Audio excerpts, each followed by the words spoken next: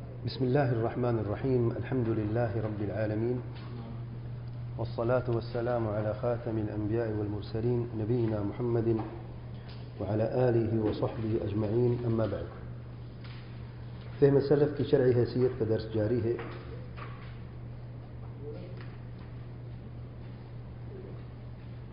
آج کے درس میں ایک نئے موضوع سے درس کا آغاز کرتے ہیں. فہم سلف کے انکار میں کیا خرابی ہے؟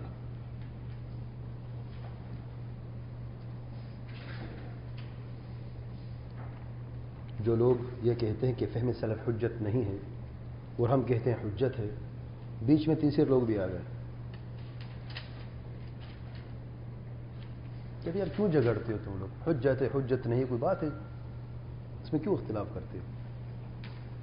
فہم سلف کے انکار میں خرابی کیا ہے؟ وہ کہتے ہیں حجت ہے تو قرآن حدیث تو ہے نا، کافی ہے نا، تو ٹھیک ہے، مسلمان کو یہی کافی ہے. تو ایک غلط فہمی بیچ میں آ گئی کہ فہم سلف کے انکار میں کوئی خرابی نہیں ہے، کوئی فرق نہیں پڑتا کوئی کہے فہم سلف حجت ہے یا نہیں ہے، کوئی فرق نہیں پڑتا. آپ بس بات کو لمبا کرنا جانتے ہیں، بس چھوٹی سی بات لمبی کر دی بات کو.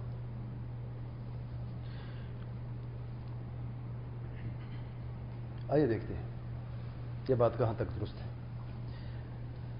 فہم سلف کے انکار میں صرف خرابی نہیں بلکہ بہت خطرناک اور خوفناک خرابیاں ہیں. بہت خطرناک اور خوفناک خرابیاں. نمبر 1، فہم سلف کے علاوہ باقی سارے فہم کے راستے اور طریقے غلط ہیں، جیسے پہلے بیان کر چکے ہیں. اس سے پہلے والا دروس جو تھے یہی تھا نا کہ اگر فہم سلف میں پھر ہمارے پاس کیا باقی رہتا ہے؟ اندھی تقلید ہے، کشف، ذوق، وجد، خواب، رأی اور ظاہر لغت کیا رہتا ہے ہمارے پاس. اور ثابت کیا قرآن سنت کی ہی روشنی میں اور سلف کے ہی اقوال سے کہ یہ سارے راستے غلط ہیں، سبل ہیں. تو سب سے پہلی خرابی یہ ہے کہ اس فہم سلف کے بغیر سارے کے سارے راستے ہی خراب ہیں، غلط راستے ہیں. نمبر 2، فہم سلف کا انکار گمراہی ہے. دلیل اللہ تعالیٰ فرماتے ہیں فَإِنْ آمَنُوا بِمِثْلِ مَا آمَنْتُمْ بِهِ فَقَدِ اهْتَدَوْا وَإِنْ تَوَلَّوْا فَإِنَّمَا هُمْ فِي شِقَاقٍ إلى آخر الآية. سورة البقرہ کی معروف آیت. فَإِنْ آمَنُوا، اگر وہ ایمان لے آتے ہیں، بِمِثْلِ مَا آمَنْتُمْ، جیسے کہ تم لوگ ایمان لے کے آئے ہو، فَقَدِ اهْتَدَوْا، بس وہ جن کا ایمان تمہارے ایمان جیسا ہے وہ ہدایت یافتہ ہو گئے. تو ہدایت کس چیز سے جوڑ دیا؟ ایمان سے. اور ایمان بغیر فہم کے ممکن ہے؟ کیا خیال ہے؟ میں پہلے بھی عرض کر چکا ہوں کہ ایمان بغیر فہم کے ممکن نہیں. فَاعْلَمْ أَنَّهُ لَا إِلَٰهَ إِلَّا اللَّهُ، بغیر علم، بغیر فہم کے آپ دین کی کسی بھی حصے کو عمل نہیں کر سکتے جب تک کہ آپ اسے سمجھیں گے نہیں اسے. اور اگر کوئی شخص ایمان تو لے کے آتا ہے لیکن صحابہ کرام کے ایمان جیسا نہیں، تو پھر گمراہ ہے کہ نہیں؟ اگر اس کی فہم صحابہ کے فہم جیسے نہیں، سلف کی فہم جیسے نہیں، تو وہ گمراہ ہے کہ نہیں؟ گمراہ ہے. تو دوسری خرابی کیا ہے کہ فہم سلف کا انکار گمراہیت. تیسری خرابی نمبر 3، فہم سلف کا انکار مشاقت الرسول صلی اللہ علیہ وسلم کی بنیادی وجہ ہے. دلیل اللہ تعالیٰ فرماتے ہیں وَمَنْ يُشَاقِقِ الرَّسُولَ مِنْ بَعْدِ مَا تَبَيَّنَ لَهُ الْهُدَى وَيَتَّبِعْ غَيْرَ سَبِيلِ الْمُؤْمِنِينَ نُوَلِّهِ مَا تَوَلَّى وَنُصْلِهِ جَهَنَّمَ وَسَاءَتْ مَصِيرًا. یہ آیات وہی بار بار ہم دہرا رہے ہیں، لیکن اس آیات کے فوائد بہت زیادہ. ہم کیا کریں؟ ایک سے زیادہ پیغام ہے ان آیات کے اندر، انہی پیغام کو ہم دوسرے انداز میں بیان کر رہے ہیں. یہی آیات ہی کافی ہے، واللہ یہی ایک آیت ہی کافی ہے. لیکن جس کو سمجھ نہیں آتی تو سمجھانا تو ہے نا، باقی دل کو پھیرنا ہمارے بس کی بات نہیں ہے. ہاں، رہنمائی کرنا اللہ تعالیٰ کے توفیق سے ہم کر رہے ہیں، سمجھا بھی رہے ہیں. وَمَنْ يُشَاقِقِ الرَّسُولَ، جو بھی مشاقت کا مطلب شدید اختلاف. سورۃ النساء نمبر 115 معروف. یہ تو بار بار ہم پڑھ چکے اس لیے میں ریفرنس نہیں دے رہا. یہ تو میرے 20 مرتبہ گزری ہو گئی آتی ہے دروس میں. بارک اللہ فیک. مشاقت کس کی ہو رہی ہے؟ اللہ تعالیٰ کے پیار پیغمبر صلی اللہ علیہ وسلم کی ہو رہی ہے. وجہ کیا ہے؟ اس مشاق کو کس سے جوڑ دیا گیا ہے؟ وَاتَّبِعْ غَيْرَ سَبِيلِ الْمُؤْمِنِينَ. ہدایت کا راستہ تو دکھا دیا گیا نا اسے, پتہ چل گیا اسے. سبیل المؤمنین کو پتہ بھی چل گیا, لیکن اتباع اس کی نہیں کر رہا, کسی اور کی کر رہا ہے. کوئی اور راستہ اسے چاہیے, یہ راستہ اسے پسند نہیں ہے, یا اس پر عمل نہیں کر رہا ہے, اس پہ چلنا نہیں چاہتا. کیا زور زبردستی ہے؟ کیا نہیں. نولیہ ما تولی. لیکن مشاقت ہوئی کہ نہ ہوئی؟ وجہ کیا مشاقت کی؟ واتبع غیر سبیل المؤمنین. اور سبیل المؤمنین منہج السلف ہے. منہج السلف بغیر فہم کے ممکن ہے؟ ناممکن ہے. منہج السلف بغیر فہم السلف میں ثابت کر چکا پہلے بھی کہ ممکن ہی نہیں ہے. آپ کسی راستے پہ چل, پتہ نہیں کہاں جا رہے ہیں آپ. کبھی گھر سے نکلے آپ کو نہیں پتہ کس راستے پہ آپ نے جانا ہے اور کہاں پہنچنا ہے. میں دنیا کی بات کر رہا ہوں, دین کی بات نہیں کر رہا ہوں میں. بغیر فہم کے آپ, بغیر سمجھ کے کوئی راستہ آپ اختیار کر سکتے ہیں؟ گھر سے نکلتے آپ نے ڈیوٹی پہ جانا ہے تو راستے کا پتہ ہے کس راستے سے آپ نے جانا ہے, آپ کو سمجھ ہے.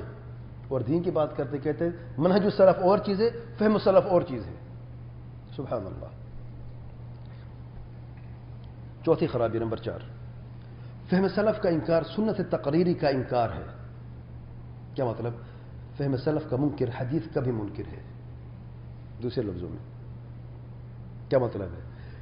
کیا اللہ تعالیٰ کے پیار پیغمبر صلی اللہ علیہ وسلم نے فہم سلف کا رد کیا یا تصدیق کی؟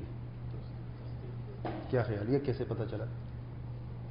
اللہ تعالیٰ کے پیارے پیغمبر صلی اللہ علیہ وسلم نے, اللہ تعالیٰ کے پیارے پیغمبر صلی اللہ علیہ وسلم کی خاموشی کسی صحابی کے قول یا فعل پر ہوئی ہے کہ نہیں ہوئی؟ اسے کیا کہتے ہیں؟ سنت التقریریہ. حدیث کا تیسرا حصہ ہے میرے بھائیوں. حدیث کیا ہے؟ آپ صلی اللہ علیہ وسلم کا فرمان یا فعل یا اقرار یا تقریر جسے کہتے ہیں. اس صحابی کے فہم کی تصدیق ہے یا نہیں؟ صحابی نے جو کہا یا کچھ یا کیا, قول ہے یا فعل ہے, اس نے قرآن اور سنت کو سمجھنے کے بعد کیا یا یوں کر دیا بس؟ فہم تھا نا صحابی کی. دین کی بات ہم کریں, دنیا کے فعل کی نہیں بات, دین کے تعلق سے ہم بات کر رہے ہیں فعل کی. تو صحابی نے جو فعل کیا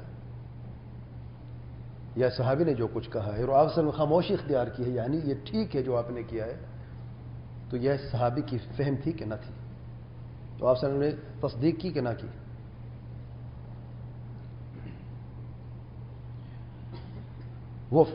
وہ فہم جو صحابی کی تھی, پہلے فہم تھی, اب کیا بن گئی؟ وہ حدیث رسول صلی اللہ علیہ وسلم بن گئی ہے. فہم سلف کی آپ نے اہمیت دیکھیے کیا ہے. وہی فہم آپ صلی اللہ علیہ وسلم کی حدیث بن جاتی ہے, اور صحیح حدیث حجت ہے. نہیں, جب صحیح حدیث ثابت ہو گئی ہے, آپ صلی اللہ علیہ وسلم کی حدیث اقرار ہے, اور صحیح حدیث حجت ہے, اور فہم سلف کا انکار بعض حدیث کا انکار ہے کہ نہیں؟ اس اعتبار سے سبحان اللہ. اللہ تعالیٰ کے پیارے پیغمبر صلی اللہ علیہ وسلم فرماتے ہیں تم میں سے کوئی شخص عصر کی نماز نہ پڑھے الا کہ بنی قریظہ میں. صحابہ کرام سے آپ صلی اللہ علیہ وسلم مخاطب ہیں. جنگ بنی قریظہ میں, یہ قصہ پہلے بھی گزر چکا ہے. نہ پڑھو نماز الا کہ بنی قریظہ میں. ظاہر لفظ کیا ہے؟ نماز نہیں پڑھنی, صرف بنی قریظہ میں پڑھنی. اگر وقت نکل جاتا ہے, نماز کون سی ہے؟ جمع ہو سکتی ہے دوسری مغرب کے ساتھ؟ نہیں ہو سکتی. تو کیا کرنا ہے؟ نماز قضا پڑھ لیں. اب سلام کا فرمان ہے, حکم ہے, نماز نہ پڑھ الا کہ بنی قریظہ میں. بعض صحابہ نے بنی قریظہ میں جا کے پڑھی, حدیث پہ عمل کیا کہ نہ کیا. بعض صحابہ راستے میں پڑھ لی, لیکن نماز کو وقت کے اندر پڑھی, وقت نہیں جانے دیا. آپ اصل میں خاموشی اختیار کی. ظاہر سے مراد بنی قریظہ ہے. فہم سے اس معنی حدیث کے معنی کیا ہے کہ جلدی کرو جانے میں نماز جو ہے بے شک بنی قریظہ میں جا کے جلدی کرو, جلدی رکو, جلدی پہنچو گے, پڑھو گے وہاں پہ. کیا یہ مطلب تھا کہ نماز کو قضا پڑھو؟ لیکن ظاہر میں کوئی لفظ موجود ہے تو آپ سطر میں خاموشی اختیار کیجیے. تمہارا کام بھی ٹھیک ہے, عمل ٹھیک ہے, تمہارا بھی عمل ٹھیک ہے. ٹھیک ہے, جنہوں نے وہاں پہ پڑھے ظاہر نص پہ عمل کیا ہے, لیکن جو راستے میں پڑھے ظاہر کے خلاف ہے کہ نہیں؟ جو ظاہر کے خلاف تھا آپ سب نے خاموشی اختیار کی کہ نہ کی. اب ان کا عمل حجت ہوگا کہ نہ ہو گیا؟ اگر حجت نہ ہو تو آپ صلی اللہ علیہ وسلم خاموشی اختیار کرتے، غلط ہوتا. تو اس لیے یہ حدیث کہ دونوں طریقے سے عمل کرنا جو ہے صحیح تھا کہ نہیں؟ سبحان اللہ. سلف کی سمجھ حدیث ہے اور حجت ہے. جواب میں کہتے ہیں کہ یہ آپ صلی اللہ علیہ وسلم کا اقرار ہے، حجت اقرار. فہم سلف کے فہم حجت نہیں ہے، بلکہ آپ صلی اللہ علیہ وسلم کے اقرار ہی حجت ہے، خاموشی کرنے حجت ہے. جواب بالکل درست کہتے ہیں، ہم بھی یہی کہتے ہیں. لیکن جس چیز کی تصدیق اور اقرار آپ صلی اللہ علیہ وسلم نے کیا، آپ کیوں نہیں کرتے؟ آپ صلی اللہ علیہ وسلم نے اقرار فہم سلف کا کیا، پھر آپ کیوں نہیں کرتے؟ ہم یہی تو کہہ رہے ہیں صبح سے. کیا کہہ رہے ہیں ہم لوگ؟ کہتے نہیں، وحی نے اقرار کیا ہے. ایسا وحی نازل ہوتی ہے تو اقرار وحی نے کیا ہے. تو ہم بھی تو یہی کہہ رہے ہیں کہ جو فہم حجت ہے وہ ہے جو نص کی مخالفت نہ ہو. نص وحی ہے کہ نہیں؟ ہم اسی فہم کو حجت کے بنا رہے ہیں. وہی ہمارا فہم سلف حجت ہے جو نص کی مخالف نہ ہو. اور جب جو نص کے مخالف ہے تو ہمارے نزدیک وہ فہم ہی نہیں ہے، غلط ہے. ہم میں سے کسی نے کہا ہے، کس عالم نے کہا ہے کہ فہم سلف اگر نص کے مخالف بھی ہو تب بھی حجت ہے؟ سبحان اللہ.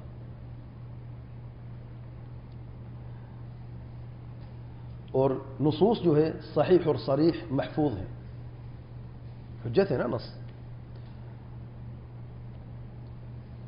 اور اگر یہ فہم اجماع کی مخالف بھی نہیں ہے، نص کی مخالف نہیں ہے، اجماع کی مخالف بھی نہیں ہے، تب تو حجت ہونا چاہیے نا. اجماع بذات خود حجت ہے نہیں؟ تو پھر آپ اس فہم سلف کا انکار کیوں کرتے ہو جس پر ان کا اجماع ہے؟ ہم تو یہ بات کریں اگر ان کا فہم اجماع کی مخالف ہو تب تو فہم کی کوئی حیثیت نہیں ہے. آپ تو اس فہم کا بھی انکار کر رہے ہیں جس پر ان کا اجماع ہو چکا ہو. تو اس سے 5واں پوائنٹ ثابت ہوتا ہے، 5ویں خرابی فہم سلف کا انکار آثار صحابہ اور سلف کا انکار ہے. صحابہ اور سلف صالحین کے آثار جو ہیں احادیث کی کتابوں میں، جو صحیح ستہ اور دیگر احادیث کی کتابیں ہزاروں کی تعداد میں موجود ہیں، قرآن مجید کی تفسیر میں، عقیدے کی کتابوں میں جو آثار موجود ہیں ان سب کا انکار ہے. جب کوئی صحابی یا کوئی تابعی، سلف صالحین میں سے کوئی محدث یا کوئی فقیہ امام، کوئی عالم اللہ تعالیٰ کی کلام کی تفسیر میں، قرآن کی تفسیر میں تفسیر لکھتا ہے یا بیان کرتا ہے، معنی بیان کرتا ہے، تو اس کی فہم نہیں ہے وہ کیا؟ تو جب آپ فہم سلف کا انکار کر رہے ہیں تو پھر یہ اثر گیا. سندن صحیح ہے، آپ سند کی بات نہیں کر رہے، آپ بات کریں اس فہم کی جو اس صحابی نے یا سلف نے سمجھا ہے قرآن اور حدیث سے، نفی کر رہے ہیں. تو اس کا کیا مطلب ہوا کہ جتنے بھی ذخیرہ ہے، واللہ ایک بڑا ذخیرہ ہے اور ایک بڑا خزانہ ہے آثار السلف کا، جو ایک جھٹکے آپ لوگ ختم کر دیتے ہیں، پس پش ڈال دیتے ہیں کہ فہم السلف حجت ہی نہیں ہے. تو آثار سارے گئے کہ نہ گئے؟ نہیں، ہمیں تو نہیں کہا، آپ لوگ زبان سے نہیں کہتے، تو عمل تو آپ کا یہی ہے نا. آپ کی بات سے لازم ہے کہ جب آپ کہتے فہم السلف حجت نہیں ہے تو پھر یہ آثار کیسے حجت ہو گئے؟ سند ٹھیک ہے، سند کی بات کون کرے بھائی؟ سند کی بات، سند تو ٹھیک ہے، تو ان کا قول ٹھیک کیوں نہیں ہے؟ ان کا فہم کیوں ٹھیک نہیں ہے؟ جو وہ کہہ رہے ہیں وہ فہم کی بغیر کہہ رہے ہیں. ان کا قول ٹھیک ہے، سند بھی ٹھیک ہے، تو فہم غلط ہے. اب اس معاملے کو کون حل کرے گا؟ تو آپ کی بات یہ لازم آتا ہے کہ ان کا جب فہم غلط ہے، حجت نہیں، تو ان کا قول بھی حجت نہیں ہے. اور جتنے بھی آثار ہیں، چاہے وہ تفسیر کی کتابوں میں ہو، چاہے عقیدے کی کتابیں میں، حدیث کی کتابیں میں ہو، جو ہزاروں کی تعداد میں ہیں، وہ سارے ضائع ہو گئے. چھٹے نمبر پہ فہم سلف کا انکار کرنے میں جو خرابی ہے کہ فہم سلف کا انکار اجماع کا بھی انکار ہے. اجماع کیا ہوتا ہے؟ اجماع کسی ایک مسئلے پر علماء عصر جو خاص محمد سلف صالحین اور بہترین زمانوں کی بات کر رہے ہیں، اس مسئلے پر ان علماء کا اجماع ہو جائے، میرے بغیر فہم کے ممکن ہے؟ تو فہم پہلے اس عالم نے سمجھا ہے مسئلے کو، پھر اس نے کہا ہے، دوسرے نے بھی سمجھا ہے کہا ہے، تیسرے بھی، 10ویں بھی، اور نمبر 100 نمبر 110 والے نے بھی، سب نے مسئلے کو پہلے سمجھا ہے اور پھر اپنی زبان سے اقرار کیا ہے کہ یہ مسئلہ ایسا ہے، ان کا اجماع ہوا ہے۔ تو جو فہم سلف کا منکر ہے وہ اجماع کا منکر ہے کہ نہیں؟ لازم ہے کہ نہیں؟ سبحان اللہ۔ 7 نمبر پہ کہتے کوئی خرابی نہیں ہے، 6 بڑی خرابی ہوں گی خطرناک، 7ویں خرابی فہم سلف کا انکار، قرآن مجید اور حدیث کی صحیح فہم کا انکار بھی ہے۔ فہم سلف کا انکار، قرآن مجید کی صحیح فہم اور حدیث کی صحیح فہم کا انکار بھی ہے۔ امام شاطبی رحمۃ اللہ علیہ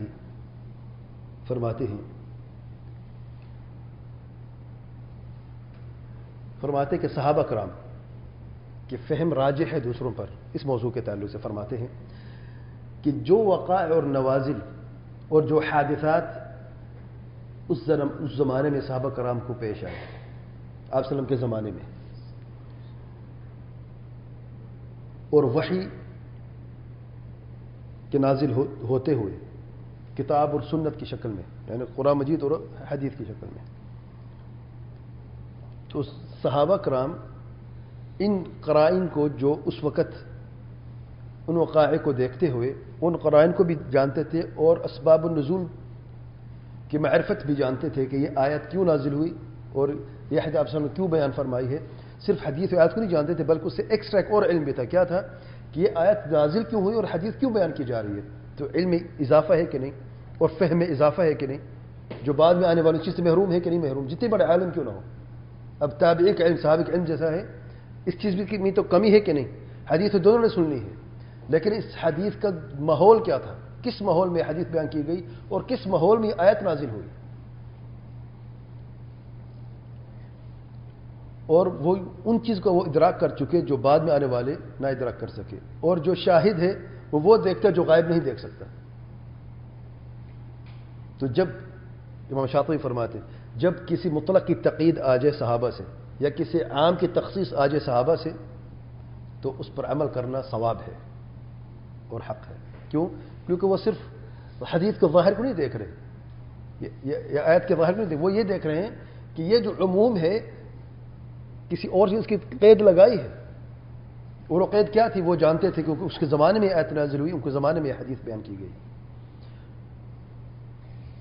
اور یہ اس وقت جیسا فرماتے ہیں کہ درست ہے، ثواب ہے، اگر ان میں سے اس مسئلے میں کسی کا اختلاف نقل نہ کیا جائے، اگر اس مسئلے میں اختلاف ہو جائے تو شیخ صاحب فرماتے ہیں فالمسألۃ اجتہادیہ، تو اجتہادی مسئلہ ہے، ایک نے اپنی بات کی، دوسرے نے اپنی بات کی، تیسرے نے اپنی بات کی، تو مسئلہ اجتہادی ہے، لیکن جس پر اتفاق ہو جائے تو پھر مخالفت بھی کیوں نہیں، ایک صحابی نے یا دوسرے نے بات کی، کسی نے مخالفت نہیں کی، تو پھر اس کا یہ قول جو یہ کہہ رہا ہے اس آیت کریمہ یا حدیث کے تعلق سے یہ کیوں غلط ہے، جب مخالف بھی کوئی نہیں ہے، اجماع سکوتی ہے، پہلے ہم بات کر چکے ہیں، یہ تو پھر کیوں نہیں مان رہی ہے؟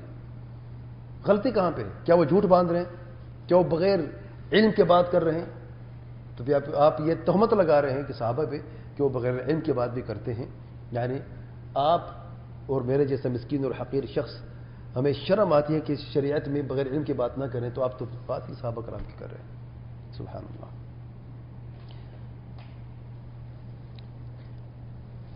تو اس سے یہ ثابت ہوا کہ صحابہ کرام اور سلف صالح جو ان کے بعد میں آئے ہیں وہ ان کے پاس ایک مزید خصوصیت تھی فہم کی، مضبوطی کی، اور وہ یہ تھی کہ اسباب النزول کے علم سے وہ واقف تھے۔ اب مثال کے تو اسباب النزول کا علم لے لیں آپ، اسباب النزول کا علم، امام ابن دقیق العید رحمۃ اللہ علیہ فرماتے ہیں کہ سبب النزول کا جاننا جو ہے وہ قرآن مجید کے معنی کو سمجھنے میں ایک قوی طریقہ ہے، مضبوط طریقہ ہے۔ قرآن مجید کو اگر آپ نے سمجھنا ہے تو سبب نزول بھی آپ جانتے ہیں، تو پھر آپ کے فہم میں اور آپ کے معنی کو سمجھنے میں مضبوطی حاصل ہو جاتی ہے۔ امام ابن تیمیہ رحمۃ اللہ علیہ فرماتے ہیں سبب نزول کو جاننا جو ہے وہ آیت کو سمجھنے میں اعانت کر دیتا ہے اور مددگار ثابت ہوتا ہے۔ اور ایک مثال میں دیتا ہوں، صرف ایک مثال۔ اللہ تعالیٰ فرماتے ہیں سورة بقرہ نمبر 115 میں وَلِلَّهِ الْمَشْرِقُ وَالْمَغْرِبُ فَإِنَّمَا تُوَلُّوا فَثَمَّ وَجْهُ اللَّهِ إِنَّ اللَّهَ وَاسِعٌ عَلِيمٌ. اللہ تعالیٰ کے لیے مشرق اور مغرب، سب کو مالک اللہ تعالیٰ ہے نا. جہاں پر اپنا چہرہ کرو وہی اللہ تعالیٰ کو پاؤ گے. بے شک اللہ تعالیٰ واسع ہے، خوب علم والا ہے. اس آیت کریمہ سے اگر کوئی شخص یہ کہے مراد یہ ہے کہ نمازی چاہے جس طرف اپنا چہرہ کر نماز پڑھ لے کوئی فرق نہیں پڑتا، یہ آیت دلیل ہے. یعنی قبلے کی طرف رخ کرنا شرط نہیں ہے نماز کی. آیت کیا ہے؟ فَأَيْنَمَا تُوَلُّوا فَثَمَّ وَجْهُ اللَّهِ. لیکن کیا یہ درست ہے؟ غلط ہے. کس نے کہا ہے؟ سیدنا عبداللہ بن عمر رضی اللہ عنہما سے بخاری مسلم کی روایت ہے، فرماتے ہیں یہ آیت نازل ہوئی سفر کی حالت میں نفل کی نماز جب سواری پر سوار ہو کر پڑھی جائے. سبحان اللہ. وضاحت ہوئی کہ نہ ہوئی؟ مکمل وضاحت ہے. تو کس نے متعین کیا اس آیت کی صحیح فہم کو؟ اور کس اعتبار سے کہ آیت نازل کب ہوئی اور اس وقت حالت کیا تھی، صورت کیا تھی؟ کیا وسلم جو ہے سواری پہ سوار تھے، اور جب سواری پہ سوار ہوتے ظاہر سواری کو نہیں پتہ کہ قبلہ اس طرف اس طرف ہی جانا ہے، وہ دائیں کبھی بائیں کبھی آگے کبھی پیچھے، اور رخ قبلے کی طرف سے ہٹ جاتا ہے. تو صحابہ رسول اللہ صلی اللہ علیہ وسلم فرما رہے ہیں اس آیت کریمہ سے مراد یہ ہے، اور آیت کے نزول کی وجہ بھی یہی ہے. اب کوئی اختلاف کی گنجائش باقی رہتی ہے؟ یہ صحابی کے فہم میں ایک مزید اضافہ ہے کہ نہیں؟ سبحان اللہ. 8ویں خرابی فہم سلف کا انکار میں، فہم سلف کا انکار پرویزوں سے مشابہت ہے. منکرین حدیث سے مشابہت کا باعث ہے جو احادیث کا انکار کرتے ہیں، کیونکہ ان کی حجت یہ ہے، منکرین حدیث کی حجت کیا ہے؟ وہ کہتے ہیں کہ احادیث میں صحیح اور ضعیف احادیث بھی ہیں، تو سارے کے سارے غلط ہیں، ان پر بھروسہ نہیں کیا جا سکتا، اور وہ حجت ہے ہی نہیں. منکرین حدیث کے پاس کیا حجت ہے؟ وہ یہ کہتے ہیں کیونکہ حدیث میں ضعیف بھی ہے صحیح بھی ہے، تو کس کے پاس وقت ہے بھائی دیکھو ضعیف کیا ہے صحیح کیا؟ پھر محدثین کے جو قواعد ہیں وہ بھی تو بشر ہیں، ان سے بھی غلطیاں ہوئی ہیں، تو بھائی حدیث کو میں چھوڑو، سرے سے چھوڑو حدیث کو، قرآن ہی کافی ہے. یہی کہتے ہیں نا. اب یہ جو اور ان کے نزدیک امت میں افتراق و انتشار کی وجہ حدیث ہی ہے. پرویزوں کے نزدیک، منکرین حدیث کے نزدیک جو اپنے آپ کو اہل قرآن کہتے ہیں جھوٹے ہیں. اہل قرآن ہوتے تو اہل حدیث بھی ہوتے، کیونکہ ممکن نہیں کہ اہل قرآن اور اہل حدیث نہ ہو. اہل حدیث ہونا قرآن مجید سے ہی ثابت ہے. بس یہ ہمارا موضوع نہیں ہے، لیکن وہ صرف لوگوں کو دھوکہ دینے کے لیے اہل قرآن، ورنہ پرویزی تو سب کو پتہ ہے برے لوگ ہیں. منکرین حدیث اس سے برا لفظ ہے نہیں. تو اہل القرآن، قرآن کا لفظ آتا ہے بیچ میں تو اچھا لگتا ہے. اہل قرآن ہوتے تو واللہ اہل حدیث ہوتے، اور کوئی راستہ نہیں. الغرض تو ان کے نزدیک امت میں افتراق اور انتشار کی بنیادی وجہ کیا ہے؟ حدیث ہے. اب جو فہم سلف کا انکار کر ذرا ان کو دیکھیں ذرا. وہ کہتے ہیں فہم سلف کا انکار کرنے والے بھی کچھ ایسا ہی کہتے ہیں. کیا کہتے ہیں؟ فہم سلف کیونکہ صحیح اور غلط بھی ہے تو وہ سارے ہی غلط ہیں، ان پر بھروسہ نہیں کیا جا سکتا، اور وہ حجت ہے ہی نہیں. اور امت میں افتراق اور انتشار کی بنیادی وجہ فہم سلف ہی ہے. یہ کہا کہ نہ کہا؟ دونوں میں کوئی فرق ہے؟ صرف ایک لفظ کا فرق ہے. وہ حدیث کہتے ہیں، یہ فہم سلف کہتے ہیں. باقی وہی جملے ہیں. میں نے عبارت میں کوئی تبدیلی کی ہے کہ نہیں؟ جو وہ کہتے تھے آج وہ کچھ ایسا یہ لوگ کہتے ہیں. اور عجب بات ہے، وہ اپنے آپ کو اہل قرآن کہتے ہیں یا اپنے آپ کو اہل حدیث کہتے ہیں. جو فہم سلف کے ممکن ہیں جس کی میں بات کروں جہاں سے شبہ آیا ہے، یا اپنے آپ کو اہل حدیث کہتے ہیں، وہ تو ان کے بارے میں سب جانتے ہیں کہ وہ جھوٹے ہیں. لیکن آپ لوگوں کو کیا ہو گیا ہے؟ اہل حدیث کا دعویٰ کرتے ہوئے بھی آپ سے اتنی بڑی غلطی ہو گئی. میں اللہ تعالیٰ سے دعا کرتا تھا آپ سب کو صحیح سمجھ عطا فرمائے اور ان مسائل کو بہترین طریقے سے سمجھنے کی توفیق عطا فرمائے. جی اچھا.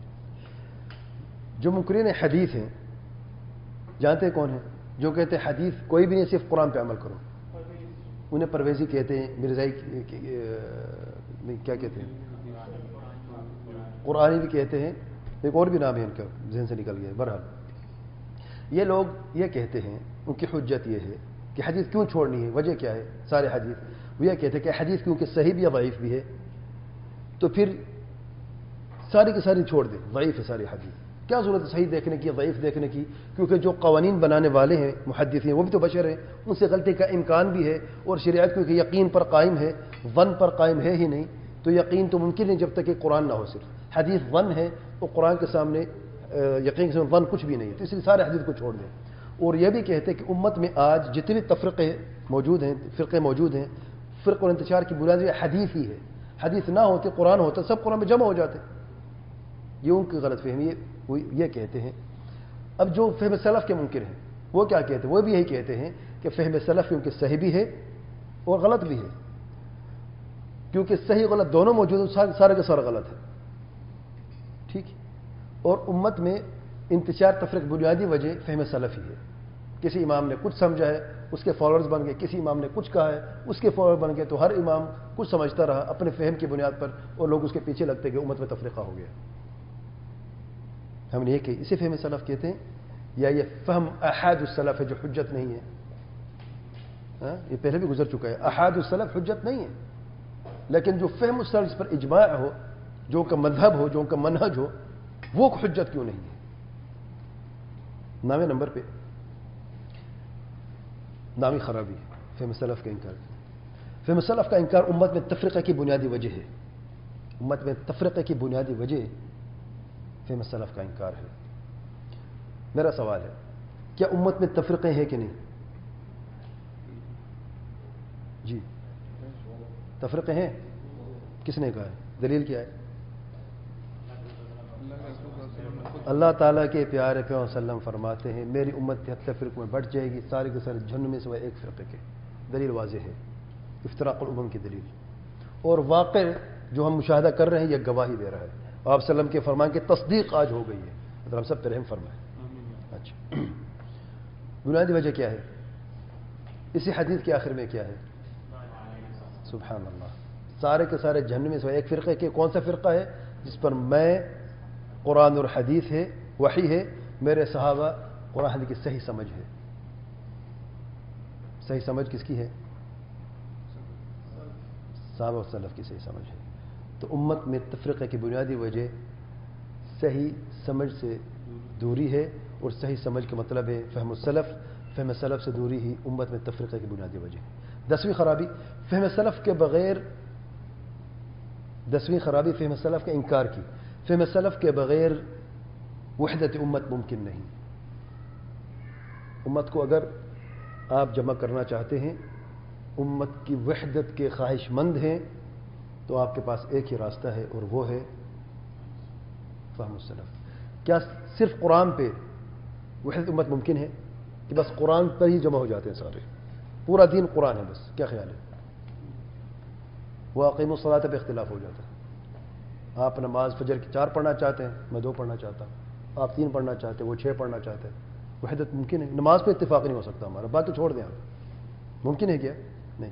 اچھا، صرف حدیث، کیونکہ حدیث بہترین ترجمان ہے قرآن مجید کی نا، تو حدیث ہی کافی ہے. بس صرف حدیث پہ ہی اکتفا کر لیتے ہیں، اور صرف حدیث پر امت جو ہے اکٹھی ہو سکتی ہے. ممکن ہے.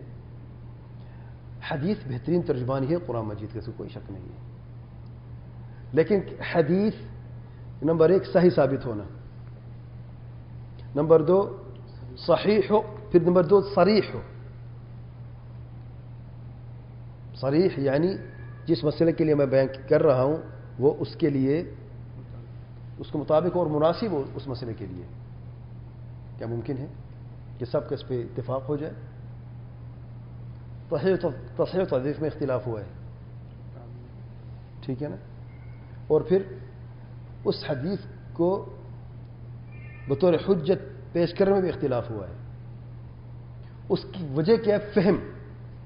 جب میں نے حدیث کو سمجھا اپنے مطابق، آپ نے اپنے مطابق، اس نے اپنے مطابق، تو پھر وحدت کیسے ہو سکتی ہے؟ کیا خیال ہے؟ ممکن ہے؟ تیسرے صرف قرآن و حدیث کے،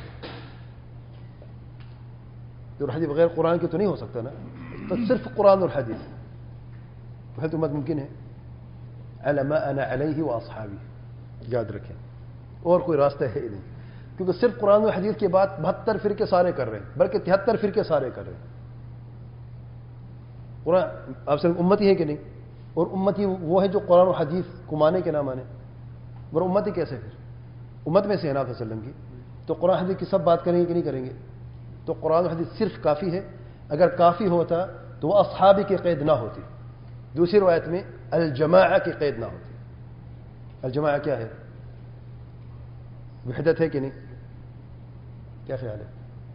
تو حدیث سے واضح ثابت ہوتا ہے کہ امت کو اگر جمع کرنا ہے، وحدت امت اگر مقصود ہے صرف زبانی نہیں حقیقتاً، تو پھر ایک ہی راستہ ہے، صرف قرآن اور حدیث اور صحیح فہم، یعنی صرف قرآن اور حدیث اور فہم سلف.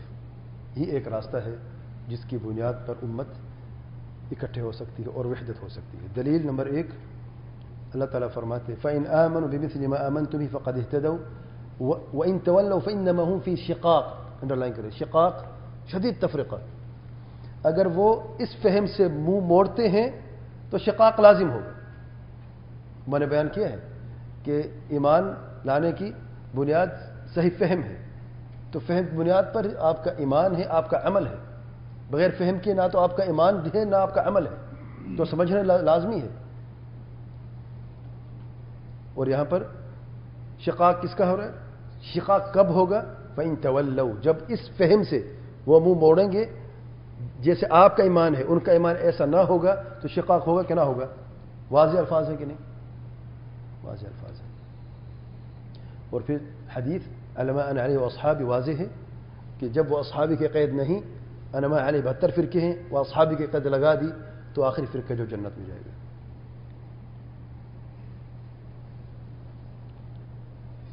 تو یہ اجماع کہاں ہے یہاں پہ؟ میں نے کہا صرف قرآن نہیں، صرف حدیث نہیں، صرف قرآن و حدیث تب بھی نہیں جمع ہو سکتے. قرآن و حدیث اور صحیح فہم، آپ نے کہا ٹھیک ہے، اس پہ اتفاق ہو گیا. تو اجماع کہاں ہے؟ سبحان اللہ، فہم السلف خود اجماع ہے. بارک اللہ فیک کہ فہم السلف اجماع پر ہی قائم ہوتا ہے. دلیل آپ صلی اللہ علیہ وسلم فرماتے لا تجتمع امتی علی ضلالہ، میری امت کبھی گمراہی پر جمع نہیں ہو سکتی.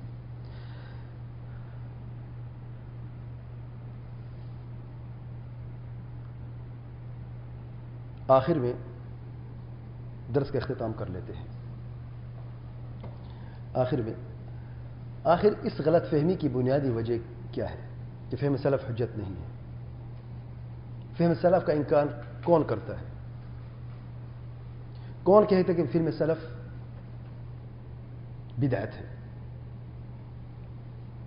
یاد رکھیں، فہم سلف کے قید کا انکار کرنے والے پر اگر غور کیا جائے تو وہ 3 میں سے ایک ضرور ہے.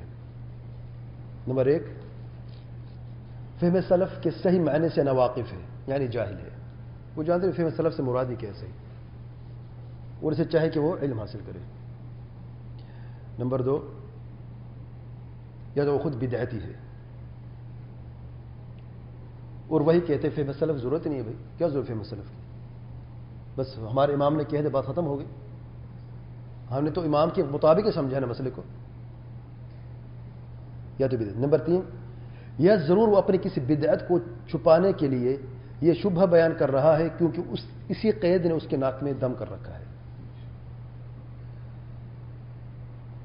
اپنے آپ کو اہل سنت سے بھی کہتا ہے، سنی بھی کہتا ہے، یا اہل حدیث بھی کہتا ہے، لیکن کوئی بدعت چھپا رہا ہے. اگر بدعت ظاہر کرتا ہے تو پھر یہ قید ہے نا فہم سلف کی، تو پہلے اس کو گرا دیا تاکہ اپنی بدعت جب سامنے لائے تو فہم سلف کی ضرورت نہیں ہے نا. پھر تو ان تینوں میں سے ایک ضرور ہے. مثال لے لیں آپ، بدعتوں کی مثال سے شروع کرتے ہیں. خوارج نے کیا کیا؟ کہا ان الحکم الا للہ، آیت قرآن مجید کی. صحابہ کرام نے اس آیت کو سمجھا کہ نہ سمجھا؟ سمجھا. سلف کے فہم کی مخالفت ہوئی اور کیا بنے؟ خوارج بنے. نہیں، روافض کو دیکھ لیں آپ، قدریہ کو دیکھ لیں، تقدیر کے منکر، جہمیہ کو دیکھ لیں. میں چند مثالیں دے رہا ہوں. لیس کمثلہ شیء وہو السمیع العلیم، کہتے ہیں لیس کمثلہ شیء، اللہ جیسے کوئی چیز بھی نہیں. اس کا مطلب ہے سارے اسماء و صفات کا انکار ہے. اگر ہم اللہ تعالیٰ کے اسماء و صفات کو ثابت کرتے ہیں تو اس آیت کے خلاف جاتے ہیں. لیس کمثلہ شیء. ارے آگے تو پڑھو نا، جواب آگے ہے. نہیں آگے نہیں پڑھتے، یہاں پر اتفاق کرتے ہیں.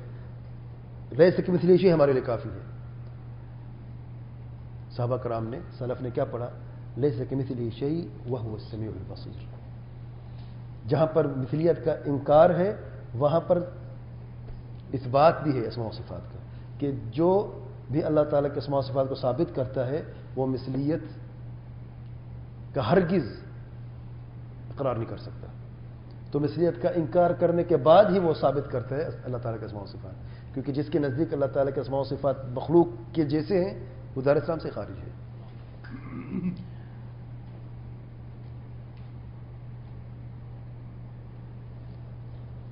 معتزلہ ہیں, کلابی, اشاعرہ ہیں, ماتریدیہ ہیں, جبریہ ہیں. جبریہ کہتے ہیں وما رمیت اذ رمیت ولکن اللہ رمی, کہ اللہ کے پیارے محمد صلی اللہ علیہ وسلم تو نے نہیں پھینکا لیکن اللہ نہیں پھینکا ہے. کہ دیکھیں احمد آپ وسلم نے کیا پھینکنے کا, اللہ تعالیٰ فرماتا ہے میں نے پھینکا ہے. تو انسان تو ہے مجبور بیچارہ, انسان تو کچھ کر نہیں سکتا, سب کچھ اللہ تعالیٰ ہی کر رہا ہے. کفر بھی اللہ تعالیٰ کر رہا ہے, کوئی چیز انسان کر نہیں سکتا. نعوذ باللہ. جی ہاں, جنگ بدر میں تو انسان تو کچھ کرنے والا نہیں. ثبوت یہ آیت ہے. یہ آیت صحابہ کرام نہیں پڑھتے تھے. جبر کا عقیدہ ان کا کیوں نہ تھا؟ سبحان اللہ. وما تشاءون الا ان يشاء الله رب العالمین. یہ آیت کہاں گئی؟ یہ چند مثالیں تھیں جو بدعتی ہیں. اچھا, اپر بدعت کو چھپانے والوں کی مثال جو اپنے آپ کو سلفی الحدیث کہتے ہیں, خوارج عصر, یہ حزبی جو آج کے زمانے میں ہیں, جن میں بعض ایسے لوگ بھی شامل ہیں جو اپنے آپ کو سلفی کہتے ہیں. القاعدہ والے دیکھ لیں, طالبان کو دیکھ لیں, اخوان المسلمین کو دیکھ لیں, مفلسین جو ہیں, جماعت اسلامی کو دیکھ لیں, سارے جو ہیں سارے, لشکر طیبہ جو ہیں یا جماعت الدعوہ والے, یہ اپنے کو الحدیث بھی کہتے ہیں اور اپنی اندر بدعت کو بھی چھپاتے ہیں. تو فہم سلف کا انکار اس لیے کرتے ہیں کہ اپنی بدعت کو چھپانے کے لیے, کیونکہ اب فہم سلف سامنے آتا ہے تو ظاہر ہے کہ بدعت تو سامنے نہیں آتے نا, پھر وہ تو فوراً ختم ہو جاتی ہے.